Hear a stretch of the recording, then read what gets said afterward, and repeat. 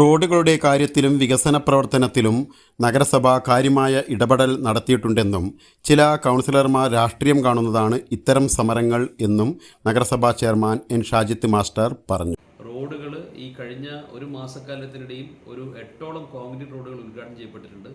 അതിൽ ഭൂരിഭാഗവും ഈ പറഞ്ഞ പരാതി പറയുന്ന കൗൺസിലർമാരുടെ വാർഡുകളിലാണെന്നുള്ളത് ഏറ്റവും യാഥാർത്ഥ്യമുള്ള കാര്യമാണ്. ഇന്നലെ ഉദ്ഘാടനം ചെയ്ത ഏളന്നൂർ വാർഡിലെ റോഡാണ്.